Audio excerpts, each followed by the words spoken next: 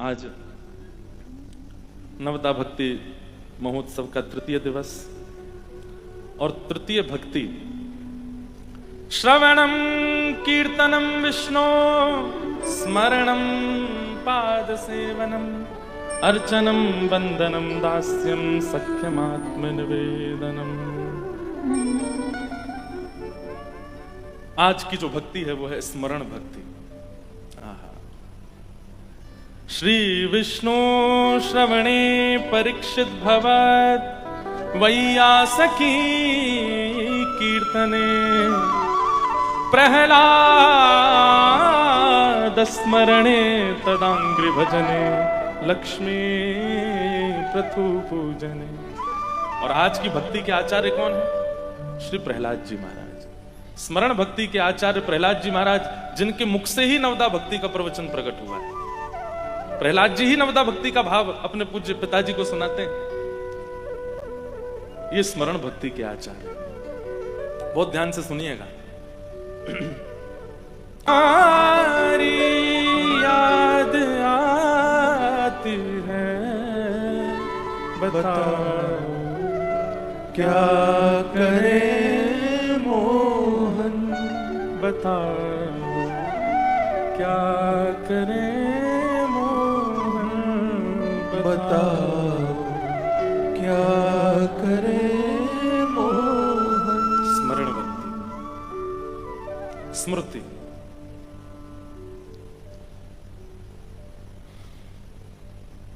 नवदा भक्ति में कुछ भक्ति ऐसी हैं जिनके लिए प्रयास और परहेज ये दोनों करने पर भी कई बार सफलता प्राप्त नहीं होगी। और उनमें से एक भक्ति है स्मरण भक्ति। परहेज भी हम बता देंगे, प्रयास भी आप कर लेना, लेकिन ये तो उनकी इच्छा से ही हो सकता है। स्मरण भक्ति के आचार्य हैं श्री प्रहलाद जी महाराज, जिन्होंने कभी ठाकुर को देखा नहीं है, लेकिन बाल्यकाल से ही अपने गर्भ में मां के जब नारद जी महाराज के प्रवचन सुने, भक्ति भाव सुने, जन्म लेते ही उनके चित्त में वो भक्ति के बीज अंकुरित हो गए। एक बात बहुत ध्यान से सुनिएगा। कल मुझे एक पत्र भी आया था, मैं उसका उत्तर नहीं दे पाया। उसमें लिखा था हमारे घर में मांस भी बनता है, हमारे माता पिता विपरीत हैं, ऐसा है, सब कुछ है। महाराज जी आप बताओ कैसे भजन बने। स्मरण भक्ति का पहला एक नियम जान लीजिए, शिकायत नहीं करनी है। ठाकुर जी से कोई शिकायत नहीं, चाहे जैसी स्थिति मिली हो। प्रहलाद जी ने कभी कोई शिकायत की हो ठाकुर जी से? नहीं, शिकायत किसी भक्त ने नहीं की। वो तो व्याज स्तुति होती है कि हम ठाकुर जी से थोड़ी, जब प्रेम बहुत कर लिया जाता है ना, तो नोक झोंक करी जाती है। अगर भक्तिमती मीराबाई का कोई ऐसा पद है जहां वो ठाकुर जी से लड़ रही हैं या शिकायत कर रही हैं, तो इसका मतलब उन्होंने पहले बहुत प्रेम किया है ठाकुर जी से, इसलिए प्रेम की एक चरम स्थिति आती है तो शिकायत नहीं, थोड़ा सा प्रेमी के साथ में थोड़ी नोक झोंक हो जाती है, और वो प्रेम का स्वरूप है। पर प्रहलाद जी ने कोई शिकायत नहीं की। हे नाथ, मैं कैसे आपको बच सकता हूं? मैं तो राक्षस हूं, मैं आपको कैसे बच सकता हूं? मेरे पिता ही विपरीत हैं, मेरे भाई विपरीत हैं, मेरा परिवार विपरीत है। प्रहलाद जी के संपूर्ण कुल खानदान में एक भी ऐसा नहीं है जिसके बगल में बैठ करके प्रहलाद जी कीर्तन कर ले। ऐसी प्रतिकूल अवस्था, ऐसी प्रतिकूल व्यवस्था, लेकिन प्रहलाद जी ने फिर भी अपना भजन नहीं छोड़ा। कभी कभी हम लोग उन पे बहुत तरस आ जाता है हमको कि अरे बताओ, इनका तो ऐसा सब परिवार कुल है, फिर भी ये भजन नहीं छोड़ते, कथा सुनना नहीं छोड़ते। श्री प्रहलाद जी महाराज को देखिए ना, कभी कोई शिकायत नहीं की उन्होंने। विपरीत अवस्था, मैं कहा करता हूं, नाविक वो अच्छा नहीं जो अनुकूल धारा में नाव चला दे, नाविक तो वो अच्छा जो प्रतिकूल धारा में नाव को संभाल ले। और श्री प्रहलाद जी उस भक्ति में। अब देखो, प्रहलाद जी से एक दो चीजें सीखिए। पहली बात, शिकायत नहीं कि ठाकुर जी आपने, मैं क्या करूं, आपने मुझे ऐसा बनाया, आपने मेरा परिवार कुल खानदान सब ऐसा कर दिया, मैं कैसे भजन करूं? नहीं, कोई शिकायत नहीं। प्रहलाद जी महाराज नित्य अपने पिताजी को प्रणाम करते हैं, नित्य अपने भाई बंधुओं को वंदन करते हैं। और भागवत जी में वर्णन है कि श्री प्रहलाद जी महाराज दानव विश्वविद्यालय पढ़ने गए, वहां जाकर के दानवी विद्या भी सीखते हैं। लेकिन इन सब के बाद भी प्रहलाद जी के चित्त पर कोई असर नहीं हुआ। चित्त तो हरि का ही है। एक बात हम खुल के कह दें, मान लीजिए कि आप भजन करते थे और अचानक 1-2 साल बाद ऐसा हुआ कि आपकी भक्ति में अब लेश हो गया, अब आपकी भक्ति कम हो गई, अब आप थोड़े से व्यभिचार में पड़ गए और आपसे किसी ने पूछा, बोले पहले तो भाई तुम बड़े भक्त थे, अब क्या हो गया? बोले यूनिवर्सिटी गए थे पढ़ने के लिए, वहां बच्चों का संग ऐसा हो गया, ऐसी संगति मिल गई, ऐसे लोग खाते पीते सब थे, क्या करें, धीरे धीरे हमारा व्यवहार भी बिगड़ गया। इसका मतलब पता है क्या है? आपके हृदय को ठाकुर जी ने तब भी स्वीकार किया ही नहीं था। अगर किया होता तो चाहे जैसी स्थिति परिस्थिति हो जाती, आप अपने चित्त से ठाकुर जी का त्याग नहीं करते। एक सामान्य से प्रेमी की चर्चा, क्योंकि ये जल्दी समझ में आता है इसलिए ऐसे उदाहरण देने पड़ते हैं हमको। कोई प्रेमी अगर अपने प्रेमी को प्राप्त करना चाहता है तो माता से रूठ जाएगा, पिताजी विपरीत हो जाए, परिवार विपरीत हो जाए, कुल खानदान विपरीत हो जाए, चाहे उसके सामने अपने प्रेमी से भी लाख गुना योग्य, लाख गुना सुंदर व्यक्ति आ जाए, फिर भी वो स्वीकार नहीं करता। वो जिसको एक बार चुन चुका है वो उसी का ही रहता है, वही तो प्रेम कहा जाता है। लेकिन पता चली कि हम जिससे प्रेम करते हैं उससे नेक ज्यादा पैसा वाला है, ये इसके संग रह लेंगे तो थोड़ा नेक ज्यादा हमको आगे भविष्य में कष्ट नहीं होगा, और फिर उसको हम छोड़ दें, और वहां तो ये प्रेम है। प्रेमियों की भाषा में इसको क्या बोलते हैं? बेवफाई। इसको क्या बोलते हैं? धोखा दे दिया। फिर बेचारा वो रोता है, देखना एक दिन तुमको पता चलेगा, आदि आदि सब बातें होती हैं। ठीक वैसे ही अगर एक बार हरि शरणागति ग्रहण की है, उसके बाद चाहे व्यवहार, चाहे संगति, चाहे आहार, चाहे कैसे भी स्थिति आ जाए, अगर उस स्थिति के आने पर आपके हृदय का स्वरूप परिवर्तित हुआ है, इसका मतलब वो पहले भी शुद्ध नहीं था, इसीलिए परिवर्तित हो गया। और अगर शुद्ध होगा तो महाराज अमेरिका की यूनिवर्सिटी में भी पढ़ाना, आपका व्यवहार नहीं बदलेगा, आपका चित्त स्वभाव स्वरूप नहीं बदलेगा। इसका मतलब वो पहले ही शुद्ध नहीं था, इसीलिए परिवर्तित हो गया। प्रहलाद जी से ये बात हमने सीखी है कि चाहे जैसी स्थिति आ गई, लेकिन प्रहलाद जी का स्वभाव नहीं बदला, शिकायत नहीं। स्मरण भक्ति का पहला सूत्र है, ठाकुर जी से कोई शिकायत नहीं। जहां ले चलोगे वहीं मैं चलूंगा, जहां ले चलोगे वहीं मैं चलूंगा। समर्पण, ये दूसरी बात। स्मरण भक्ति में पहले तो शिकायत नहीं, और स्मरण भक्ति में दूसरा समर्पण।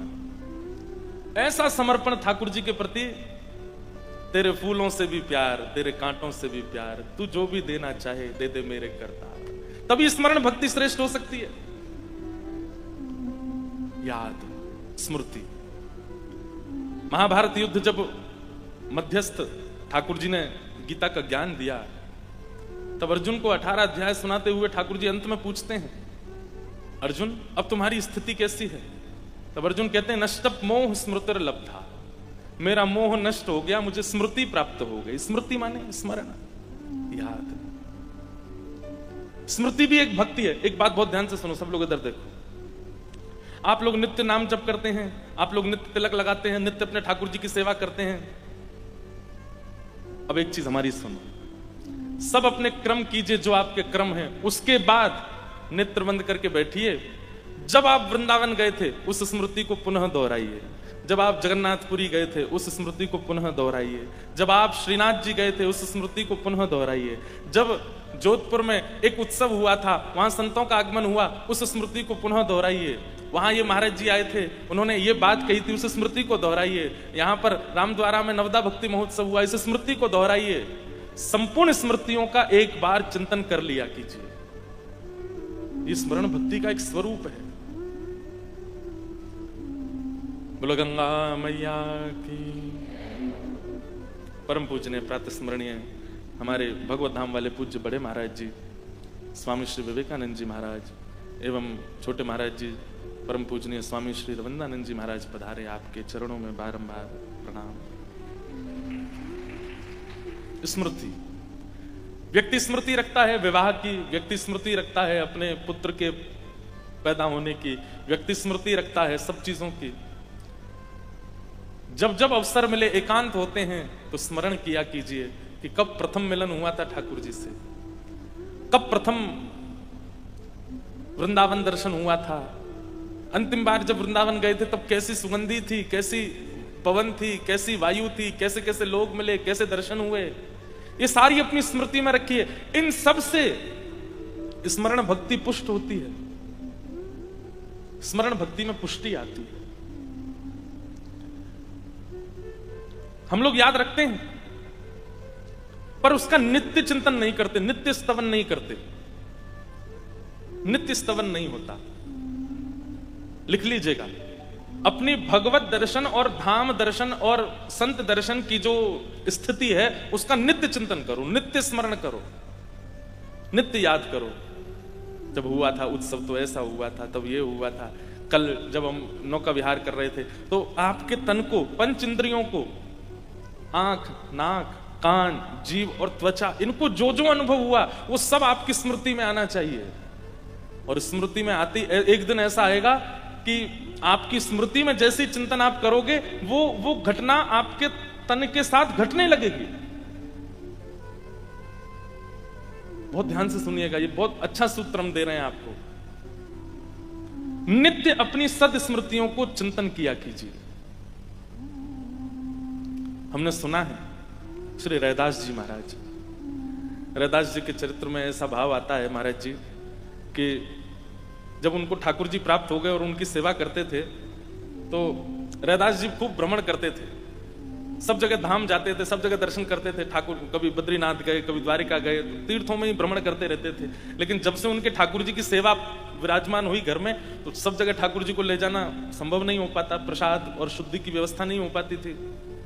तो रैदास जी क्या करते, अपने ठाकुर जी को तैयार करते और तैयार करके मन विचार करते, जय जय आज कहाँ चलोगे घूमबे, चलो आपको बद्रीनाथ दर्शन करा लाते हैं। तो अपनी कुटिया की एक खिड़की के ऊपर लिख देते थे श्री बद्रीनाथ धाम, और अपने ठाकुर जी की चौकी उठाते, 2-4 बार बीच में घुमाते और श्री बद्रीनाथ धाम में ले जाके, ओ हो बद्रीनाथ आ गए, क्या ठंडी बिहार चल रही है ठाकुर जी, देखो बर्फीले पहाड़ चारों ओर, अलकनंदा जी बह रही हैं, कितना सुंदर लग रहा है।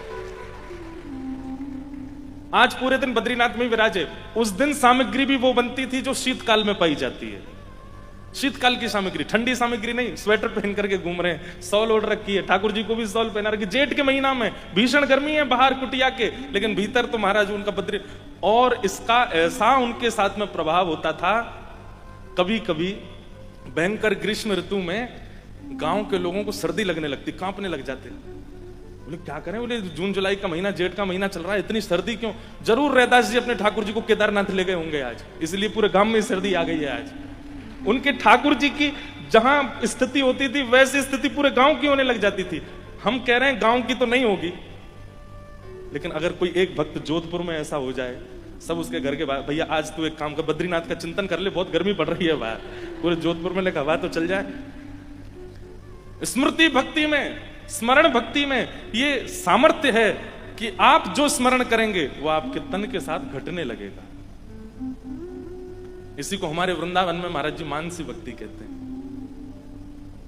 जहां हमारे ब्रज के निकुंज उपासी संत वैष्णव जन नेत्रबंद करते हैं और नेत्रबंद करते ही ध्यान करते हैं, सुंदर सघन कुंज है, यमुना जी बह रही हैं, आहा सुंदर मोगरा के इत्र डारे गए हैं रज में, खस के इत्र लगाए गए हैं रज में, ऐसी सुगंधी आ रही है।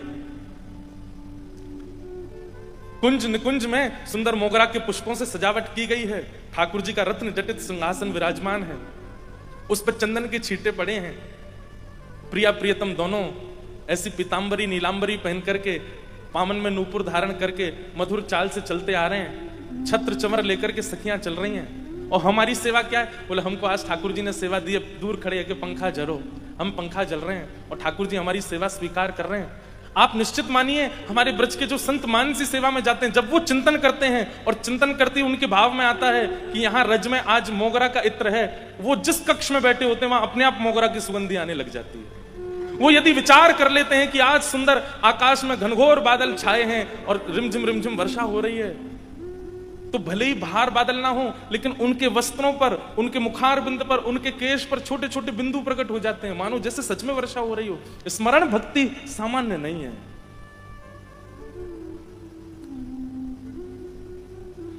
ऐसी स्मरण भक्ति हमारे श्री राधा वल्लभ लाल जी को जिन्होंने प्रकट किया, श्री हृदयवंश महाप्रभु, उनके बाल्यकाल की लीला सुनाते हैं। वो कहते हैं कि महाप्रभु जी तो वंशी के अवतार हैं। तो जब आपके पूज्य पिताजी महाराज अपने ठाकुर की सेवा करते थे, तो छोटे से श्री महाप्रभु जी, हृदयवंश महाप्रभु, दूर खड़े होकर के देखते थे। उनकी इच्छा होती थी कि मैं भी सेवा में जाऊं, लेकिन छोटा बालक जानकर के पिताजी दूर रखते थे। लड़ते थे पिताजी से, मुझे भी सेवा का अवसर दीजिए। कभी जिज्ञासा करते थे, मुझे भी सेवा करनी है ठाकुर जी की। तो उनके पिताजी दूर की सेवा देते थे, समीप की सेवा नहीं। दूर की सेवा कैसे? बोले तुम पंखा जला करो दूर खड़े होकर के ठाकुर जी को। कभी कहते ठाकुर जी झूला पे विराज रहे, ये लो डोर पकड़ो, दूर से झुलाते रहो ठाकुर जी को। और जितनी सेवा मिलती थी महाप्रभु जी उसमें बड़े प्रसन्न होते, चलो जो मिले मिल तो जाए। एक दिन महाप्रभु जी ठाकुर जी को झूला झुला रहे थे छोटे स्वरूप में, और झुलाते झुलाते झुलाते झुलाते उनके नेत्र बंद हो गए, और नेत्र बंद होते ही वो तो निकुंज में प्रवेश कर गए, और निकुंज में एक सखी रूप, वंशी अली का रूप धारण कर लिया। और वहां पर क्या देख रहे हैं कि स्थिर स्थूल मूर्तिमंत ठाकुर जी नहीं है, प्रकट ठाकुर जी हैं। अपने हाथ भी हिला रहे हैं, अपने पाम भी हिला रहे हैं, अपने नेत्र भी मटका रहे हैं। किशोरी जी के गले में गलवैयां देकर के खूब सुंदर सघन कुंज में विहार कर रहे हैं। ठाकुर जी के रास विहार का दर्शन करने लगे। हित हरिवंश मगन मन श्याम। किशोरी जी कैसी हैं? बोले मगन मन में है, आनंद में है। क्यों? ठाकुर जी कर क्या रहे हैं? बोले हरत मदन घन पीर रि सजने। सबके चित्त के काम पीड़ा का नाश कर रहे हैं ठाकुर जी अपने नृत्य के द्वारा। अरे भाई, कोई सुंदर श्रृंगार करके आवे, वस्त्र आवरण धारण करके आवे, उसके प्रति इच्छा प्रकट करते हैं। पर ठाकुर जी तो ऐसा नृत्य करते हैं रास में कि उनके रूप लावण्य को देख करके चित्त में जो काम पीड़ा है वो भी नष्ट हो जाती है। ऐसे ठाकुर जी यमुना तट पर रास कर रहे हैं। अब ये क्या है? प्रत्यक्ष में तो हृदयवंश महाप्रभु झूला झुला रहे हैं ठाकुर जी को, लेकिन नेत्र बंद हो गए और मन से स्मृति किसकी कर रहे हैं कि ठाकुर जी तो रास विहार कर रहे हैं, और मैं भी एक वंशी अली गोपी हूं, ठाकुर जी के साथ रास कर रही हूं। स्थिति ऐसे होने लगी कि झूला झुलाते झुलाते श्री महाप्रभु जी को प्रश्वेत के बिंदु प्रकट होने लगे, क्योंकि नृत्य कर रहे हैं तो नृत्य में पसीने आ रहे हैं। हाथ से डोर छूट गई ठाकुर जी की, बस हाथ धीमे धीमे चल रहा है, डोर छूट चुकी है। अब इतनी सुंदर लीला है महाराज। अप्रत्यक्ष मानसी भाव में, स्मृति भक्ति में तो ठाकुर जी रास कर रहे हैं, लेकिन प्रत्यक्ष में सामने ठाकुर जी झूला झूल रहे हैं। सावन को महीना है, और सावन में ठाकुर जी झूला काहे को झूले? क्योंकि सावन में हवा नहीं चलती, घनघोर बादल छा जाते हैं तो उमस जैसी होती है, इसलिए सखियां झूला झुलाती हैं ताकि ठाकुर जी को हवा लगे, ठाकुर जी को सुख मिले। सामने झूला पे बैठे हुए ठाकुर जी किशोरी जी तो कहने लगे, हे श्री जी, हे श्यामाजू, मुझको तो बड़ी गर्मी लग रही है, ये हरिवंश बालक तो झुला ही रहे हो। किशोरी जी बोली, पता ना है, वो तो रास की भूमिका में चलोगे और रास को स्मरण कर रहे हो। देखो रास कर रहे हो, आपके हाथ पकड़ करके झूम रहे हो, वो तो स्मृति भाव में चलोगे और स्मरण भक्ति में चलोगे। अब हमारी सेवा कैसे होगी? ठाकुर जी बोले, मुझको तो गर्मी लग रही है, मैं कहा करूं। किशोरी जी बोली, अब कछु तो करो, गर्मी तो मुझको भी लग रही है। सो इतने में प्रत्यक्ष ठाकुर जी जिनकी सेवा होती थी वे सचल हो गए, और सचल होकर के अपने झूला से नीचे पाम लटका लिए और अपने पैर के अंगूठा से टेक दे दे करके झूला झुला रहे हैं, अपने आप को स्वयं ही झुला रहे हैं। क्योंकि किशोरी जी को भी श्रम है, क्योंकि हरिवंश बालक तो स्मृति स्मरण भक्ति में चलोगे हो। यहां ठाकुर जी पैर से टेक दे दे करके झूला आगे पीछे कर रहे।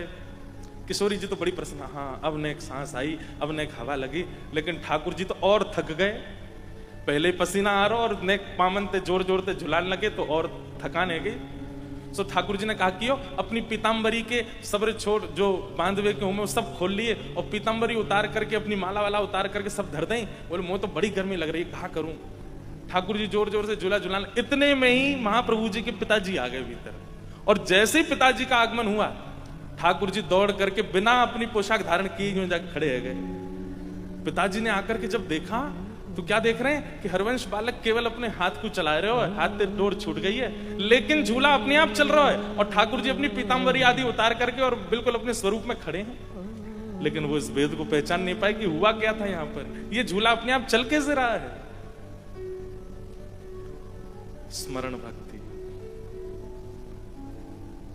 स्मरण भक्ति में आपका तन कहीं भी हो सकता है, स्मरण भक्ति में आपके आसपास का व्यवहार कैसा भी हो सकता है, स्मरण भक्ति में आपके आसपास के लोग विचित्र हो सकते हैं, परंतु आपकी स्मरण भक्ति में यदि ताकत होगी तो आप देह से चाहे जहां बैठे हो, हृदय से, आत्मा से, मन से आप वृंदावन पहुंच जाओगे और वहां पर लीला का अनुभव करने लगोगे। स्मरण भक्ति में इतनी शक्ति है, आप जोधपुर में बैठ करके केवल ध्यान लगा करके अनुभव कर सकते हैं कि आज श्रीनाथ जी ने कैसी पोशाक धारण की होगी, आज वृंदावन बिहारी लाल जी का कैसा बंगला मनोरथ हो रहा होगा, आज श्री राधारमण लाल जी में कैसी विशेष सेवा हो रही होगी। ये जोधपुर में बैठे बैठे आप स्मरण भक्ति से कर सकते हैं। ये कोई चमत्कार नहीं है बंधुओं, चमत्कार के रूप में इसको मत लीजिएगा। इसका अभिप्राय ऐसा है कि स्मरण भक्ति इतनी पुष्ट हो जाती है, फिर आप जो विचार करते हैं वैसा ही हो रहा होता है वहां पर। ये कोई चमत्कार नहीं है। आपने अगर विचार कर लिया कि आज राधा वल्लभ जी ने पीली पोशाक पहनी हो तो पीली ही पहनी होगी, स्मरण भक्ति इतनी तीव्र हो जाती है, फिर आपकी स्मृति में वही आता है जो है, उसके अलावा कुछ नहीं आएगा। पर इस स्मरण भक्ति को पुष्ट करना होगा और इसकी पुष्टि के लिए शिकायत नहीं, इसकी पुष्टि के लिए पूर्ण समर्पण ठाकुर जी के प्रति, और इसकी पुष्टि के लिए नित्य, जिस प्रकार दवाई बेनागा ली जाती है वैसे नित्य दवाई औषधि के रूप में नित्य सत्संग हो, नित्य। और सत्संग में भी ठाकुर जी की लीला का चिंतन, लीला का स्तवन, कोई ब्रज लीला, कोई रास लीला, कोई भाव लीला, ठाकुर जी की लीलाओं का। और अगर सत्संग श्रवण में नहीं मिलता, ऐसा हो नहीं सकता, इतने आधुनिक यंत्र आप सबके पास फोन है, रोज सत्संग मिले ना मिले ऐसा हो नहीं सकता। आप नित्य कर सकते हैं, नित्य सत्संग करना है। ये तीन कार्य, सत्संग, समर्पण और बिना शिकायत के, बिना अर्जी के, बस जैसे राखो तैसे रहूं, जैसे राखो तैसे रहूं। फिर जैसी स्थिति परिस्थिति व्यवस्था उस स्वीकार। तीसरा स्थिति कह दूं तो स्वीकारीकरण, जैसी व्यवस्था अवस्था मिल जाए वो स्वीकार है। इन तीनों से स्मरण भक्ति पुष्ट होती है। अच्छा, एक स्मरण भक्ति का हमारे ब्रज का नियम है वो और हम आपको थोड़ा कह दें कि जब आप स्मरण में जाते हैं, ठाकुर जी का स्मरण करते हैं, तो अभी आप राधारमण जी का स्मरण करते हो, राधा वल्लभ जी का स्मरण करते हो, बिहारी जी का स्मरण करते हो, श्रीनाथ जी का स्मरण करते हो, जहां आपकी रुचि उनका स्मरण करते हो। स्मरण में क्या विचार करते हो? मंदिर में ठाकुर जी विराज रहे हैं, ऐसी पोशाक पहनी है, श्रृंगार आदि, इतने मात्र ये प्रारंभिक स्मरण हो सकता है, लेकिन रोज यही स्मरण नहीं करना है। फिर आप उस स्मरण में थोड़ी परिवर्तन लाओ। अब कैसा परिवर्तन?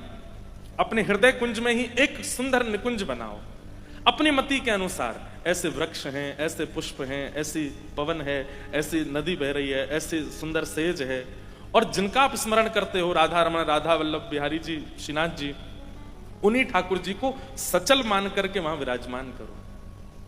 और सचल रूप में ठाकुर जी आपके सामने सेज पर विराज रहे हैं।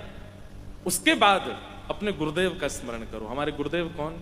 जिनकी कृपा से हम ये सब भाव धारण कर रहे हैं, जिन्होंने हमें नाम दीक्षा, गुरु दीक्षा एवं दिशा प्रदान की, उन गुरुदेव का भी एक आसन लगा दो। बहुत ध्यान से सुनिएगा, बिना गुरुदेव को आसन पधराए यदि आप स्मरण भक्ति में जाएंगे, मानसी भक्ति में जाएंगे, तो हो सकता है आपसे अपराध बने। इसलिए गुरुदेव को वहां विराजमान कर दो, गुरुदेव हमारे बैठे।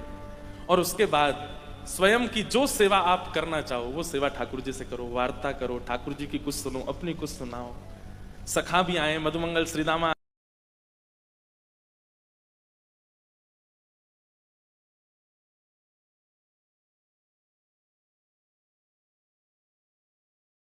स्मरण में निकुंज सहित ठाकुर जी का स्मरण, परसों के स्मरण में गुरुदेव, निकुंज और श्री ठाकुर जी का स्मरण, उसके अगले दिन में फिर कोई अन्य व्यवस्था का स्मरण, फिर किसी पोशाक का स्मरण, फिर ठाकुर जी को कोई भोग पधराया गया उसका स्मरण। इस प्रकार अपनी स्मरण भक्ति में आगे बढ़ना है। एक दिन ऐसा आएगा कि आप स्मरण भक्ति में प्रवेश करेंगे और कितने घंटे बीत जाएंगे, कौन आकर के आपसे क्या कह गया, क्या बोल गया, आपसे क्या सुना गया, आपको पता भी नहीं चलेगा। आपके तन पर उसका प्रभाव होगा जो आप स्मरण कर रहे हो, जो आपकी स्मृति में चल रहा है। ये स्मरण भक्ति है। स्मरण भक्ति के लिए सबसे ज्यादा आवश्यक है नित्य लीलाओं का चिंतन, नित्य लीलाओं का श्रवण। अपनी आज ही कहीं जाकर के आप लोग कोई लीला चिंतन करने लगेंगे, क्षमा कीजिएगा, कुछ ऐसा चिंतन में आ जाएगा जो नहीं आना चाहिए था। इसलिए जल्दीबाजी मत कीजिएगा, पहले खूब रसिकों को सुनो, रसिकों के पद गाओ, रसिकों का ध्यान कर करके उनकी भावों को, उनकी लीलाओं का चिंतन करो। उसके बाद लंबा समय रसिकों को देने के बाद तब स्मरण भक्ति में प्रवेश करो। स्मरण करो, स्मरण करके जैसा आप चिंतन करोगे वैसा ठाकुर जी भाव प्रकट करेंगे। अब स्मरण भक्ति में परहेज क्या है? सबसे बड़ा परहेज वैष्णव अपराध नहीं। कोई तिलक धारण करे है, किसी ने कंठी में पहनी है तुलसी माला, हाथ में नाम जपक माला है, उसकी वेशभूषा में धोती है, बगलबंदी है, पटक, किसी भी रूप से वो ठाकुर जी के भेष में है, तो भी उसका अपराध नहीं करना है। ये सबसे बड़ी बाधा है स्मरण भक्ति में। परहेज किसका करना है? कैसा भी कोई वैष्णव सामने आ जाए उसके प्रति आपको भाव ही रखना है। हम कह रहे हैं कि वो आपके सामने ऐसा कुछ कर दे जो आप बर्दाश्त ही नहीं कर सकते, तो भी उसकी एक स्थिति ऐसी है, तिलक आदि कुछ भी उसने धारण किया। सीता जी को नहीं पता था कि रावण रूप बदल करके आया है, जानती थी। वो जगदम्बा है, पराम्बा है, वो सब जानती हैं। जो राम जी धनुष भंजन करने के बाद सीता जी की ओर चल रहे हैं तो पैरों में उनको पुष्प चुभ रहे हैं, ये तक अनुभव कर लेती हैं सीता जी। क्या उनको ये पता नहीं चला कि ये रावण है जो संत वेश धारण करके आया है? वे जानती थी, केवल इसलिए कुछ नहीं कहा और चल दी क्योंकि भेष संत का धारण किया है, वे भेष वैष्णव का धारण किया। भक्तमाल जी में तो कहा जाता है कि भैया भक्त वेश, वैष्णव वेशधारी चाहे जैसे हो फिर भी उनका सम्मान करो। स्मरण भक्ति में परहेज यही है कि आप अपने मन में किसी वैष्णव के प्रति दोष प्रकट मत करो, क्योंकि अगर दोष प्रकट हुआ तो दोष प्रकट होती स्मरण भक्ति से निकुंज आ जाएगी। स्मरण भक्ति में जैसा जैसा विचार करोगे सब आ जाएगा आपकी स्मरण भक्ति में, ठाकुर जी नहीं आएंगे। अच्छा, इसमें एक बात आती है मन में कि कोई व्यक्ति अगर स्वभाव व्यवहार से उचित नहीं है, केवल पोशाक वैष्णवों की धारण करता है, तो उसके प्रति हम भाव रखते हैं। इससे तो ठाकुर जी को भी बुरा लगता होगा ना कि भाई वो केवल आडंबर कर रहा है फिर भी तुम उसके प्रति भाव रखते हो। ठाकुर जी पर निर्णय छोड़ दीजिए, ठाकुर जी निर्णय करेंगे उसका। आप निर्णय मत कीजिए कि वो उचित है कि नहीं है। आप तो उसके समीप जाओ, आप तो उसको वंदन करो, वैष्णव अपराध नहीं। हमारे वृंदावन में एक महापुरुष रोज चिंतन करते थे ठाकुर जी का, निकुंज का। एक दिन निकुंज का चिंतन कर रहे थे और निकुंज में उन्होंने क्या देखा कि किशोरी जी ठाकुर जी के साथ में वन में विहार कर रही थी और तभी किशोरी जी की दृष्टि पड़ी, एक सुंदर फल लगा है, पुष्प लगे हैं एक वृक्ष के ऊपर, और किशोरी जी जाकर के उछल उछल करके वो पुष्प तोड़ने का प्रयास कर रही हैं, लेकिन नहीं पहुंच पा रही वहां तक। श्याम सुंदर दूर खड़े खड़े देख रहे थे।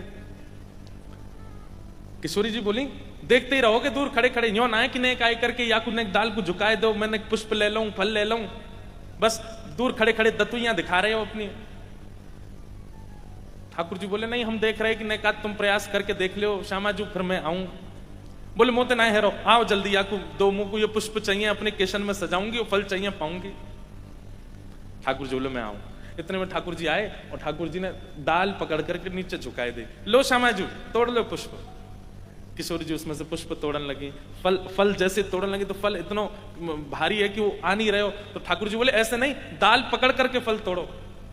तो किशोरी जी ने भी डाल पकड़ी, जैसे ही फल तोड़न लगे इतने में ठाकुर जी ने अपने हाथ से डाल छोड़ दी और किशोरी जी ने कस के पकड़ रखी, तो जैसे ही डाल ऊपर गई किशोरी जी भी बाकी संग में लटक गई ऐसे ऊपर ठाड़ी है गई। ठाकुर जी बोले हाँ ऐसे ही रहो, आप ऐसे ही दिखता रहूंगा। अब ये लीला एक महापुरुष अपने स्मरण में चिंतन कर रहे थे और जैसे ही ठाकुर जी ने वो डाल छोड़ी और किशोरी जी ऊपर गई, वो महापुरुष जोर जोर से हंसने लगे, अरे श्याम सुंदर तुम्हारी लीला अद्भुत है, अरे लाला जी कहा कर दियो, किशोरी जी हमारी बड़ी कोमल है, तुमने जी कहा कर दियो, डाल पे लटक गई बेचारी, अरे जल्दी नीचे करो। अब वो जोर जोर से हंसे, हंसते हंसते नेत्रों से आंसू आवे। विचार कीजिएगा, इधर देखो, विचार कीजिएगा। वे तो केवल लीला स्मरण करके हंस रहे थे, लेकिन तभी सामने से एक ब्रजवासी जा रहा था, उसका एक पैर नहीं था और थोड़ा वो ऐसे अचक के चल रहे थे, और तभी ये महापुरुष हंसने लगे। तो उसको ऐसा लगा कि ये मेरी लाचारी पर हंस रहे हैं, मेरी दुर्बलता पर हंस रहे हैं। उनके मन में जैसे ये भाव आया, मेरी दुर्बलता पर हंस रहे हैं, इतने में ही उन महापुरुष के चित्त में किशोरी जी ऐसी डाल पर खड़ी हैं और ठाकुर जी नीचे से हंस रहे हैं। बस यही दृश्य दिखते दिखते दिखते ठाकुर जी और किशोरी जी अंतर्ध्यान हो गए। क्यों अंतर्ध्यान हुए? क्योंकि वैष्णव अपराध बन गया। अब वो बाबा इतनी चिंता में आगे बोले, अरे ये लीला अधूरी कैसे रह गई? ये लीला यहीं पर विश्राम क्यों हो गई? ये आगे लीला का विस्तार क्यों नहीं हुआ? नेत्र बंद करके चिंतन करने लगे, ठाकुर जी से निवेदन करने लगे, हे श्याम सुंदर, आप कहां चले गए? किशोरी जी कहां चली गई? आप दोनों अंतर्ध्यान क्यों हो गए? ठाकुर जी नहीं आए। सोचो, वर्षों की तपस्या, वर्षों की परिश्रम, वर्षों का ध्यान, वर्षों की जप, सब एक अपराध से सब नष्ट हो गया। खूब यमुना स्नान किए, खूब वृंदावन परिक्रमा लगाई, लेकिन पुनः स्मरण में ठाकुर जी नहीं आए। तब अपने गुरुदेव से जाकर के कहा, गुरुदेव ऐसे ऐसे सब लीला हुई, रोज ठाकुर जी चिंतन में आते थे, रोज ठाकुर जी स्मरण में आते थे, नित्य नित्य नूतन लीलाएं करते थे, कभी रुलाते थे, कभी हंसाते थे, लेकिन पतो ना कहा भयो ऐसा, परसों ऐसी लीला है रही, मैं जोर जोर से हंस रहे हो, पतो ना मेरी हंसी ते बुरो मान गए कि कहा है गए ठाकुर जी अंतर ध्यान है गए, अब मुंह को लीला दिख नहीं रही है। गुरुदेव ने तुरंत पूछा, बोले जब ठाकुर जी अंतर ध्यान हुए तो तुमने नेत्र खोल के देखा? बोले हाँ, मेरे नेत्र खुल गए थे। बाहर क्या दिखा? बोले गुरुदेव कुछ नहीं, मैं बैठा था बस यही, और कुछ नहीं। बोले कोई व्यक्ति दिखा आसपास? तभी उन्होंने ध्यान से चिंतन करे, हाँ गुरुदेव एक व्यक्ति था, उसके एक पैर नहीं थे, वो लाचार थे, थोड़े से जा रहे थे आगे, थोड़ा लंगड़ा रहे थे। गुरुदेव बोले हो ना हो, तुम्हारी उस क्रिया से, तुम्हारी उस हंसी से उनको ऐसा लगा होगा कि तुम उनकी लाचारी पर हंस रहे हो, और वो कहीं ब्रजवासी होंगे, कोई वैष्णव होंगे, उनके बुरा मानने से ठाकुर जी तुम्हारे हृदय से प्रस्थान कर गए। जब तक वो तुम्हें क्षमा नहीं करेंगे तब तक ठाकुर जी नहीं आएंगे। क्या करूं गुरुदेव? बोले भंडारा करो, सबको निमंत्रण दो, और जितने वैष्णव में इसके दो ही उपाय हैं, या तो जिसके प्रति अपराध बना है वो तुम्हें क्षमा करे, और यदि वो तुम्हें अब नहीं मिल सकते हैं तो उनके बदले कम से कम 100 महापुरुष तुमको क्षमा करें, तब जाकर के वैष्णव अपराध दूर होगा। उन्होंने भंडारा कराया, भंडारा करा करके जितने महापुरुष पधारे सबको दक्षिणा प्रदान करें, और सबके चरणों में प्रणाम करके कान पकड़ के कहें मुझे क्षमा कर दो। और जैसे वो कहें क्षमा कर दो तो महापुरुष, अरे तुमने कुछ किया ही नहीं, क्षमा क्यों मांगते हो, इधर आओ। सब लोग अपने हृदय से लगा में उनको क्षमा करते गए। जब 100 वैष्णवों को प्रणाम करके क्षमा मांगी, और क्षमा मांग करके गुरुदेव को जाके कहा कि मैंने भंडारा किया, सबसे क्षमा मांगी, बोले अब जाओ यमुना स्नान करो, ब्रज रज लगाओ, नेत्र बंद करके देखो ठाकुर जी दिखते हैं कि नहीं। जैसे ही जाकर के स्नान करके रज लगा के ध्यान में बैठे, तुरंत क्या लीला प्रकट हुई कि ठाकुर जी नीचे खड़े खड़े हंस रहे हैं और किशोरी जी ऐसे डाल पर खड़ी हैं। पुनः वही लीला वहीं से प्रकट हो गई। अनुनय विनय करने लगे, हे ठाकुर जी किशोरी जी को नीचे बुलाओ। किशोरी जी बोले एक बार नीचे उतारो, तुम्हें बताऊंगी मैं। जैसे ही ठाकुर जी ने किशोरी जी नीचे उतारी, अब यहां तो ठाकुर जी डाल पकड़ के नीचे कर रहे थे, किशोरी जी ने देखी दोनों हाथ इनके व्यस्त हैं, इतने में ही यहाँ कमर में बंधी वही वंशी निकाल करके किशोरी जी भाज गई वहां से। अब ठाकुर जी पीछे पीछे डोल रहे, हे श्यामा जी मेरी वंशी दे दो, हे किशोरी जी मेरी वंशी दे दो।